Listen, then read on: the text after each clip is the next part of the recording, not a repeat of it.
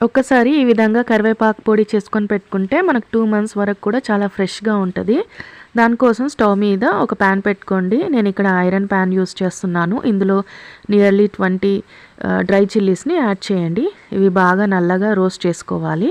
Dry roast చేసుకున్న తర్వాత ఒక 2 బౌల్స్ కరివేపాకుని అండ్ అలాగే ఒక 20 గార్లిక్ క్లౌస్‌ని కూడా ఇందులో యాడ్ చేసుకొని క్రిస్పీగా అయ్యేంత వరకు రోస్ట్ చేసుకొని పక్కన పెట్టుకోండి. ఇప్పుడు ఇదే ప్యాన్‌లో ఒక 2 బౌల్స్ ధనియాలు, 2 బౌల్స్ జీలకర్ర యాడ్ చేసుకొని బాగా రోస్ట్ చేసుకొని ఇందులోనే మనం ముందుగా రోస్ట్ చేసుకొని పెట్టుకున్న కరివేపాకు, ఎండుమిర్చి అన్నీ ఇందులో యాడ్ చేసుకోవాలి. ఇప్పుడు ఇందులో రుచికి సరిపడా సాల్ట్, హాఫ్ స్పూన్ పసుపు అండ్ కొంచెం ఇంగువ యాడ్ చేసుకొని బాగా మిక్స్ చేసుకొని చల్లార్చుకోవాలి.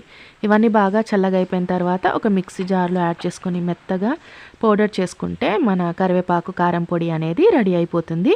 ఒక ఎయిర్ టైట్ కంటైనర్లో స్టోర్ చేసుకుంటే 2 మంత్స్ వరకు కూడా చాలా ఫ్రెష్‌గా ఉంటుంది. Thank you. బాయ్.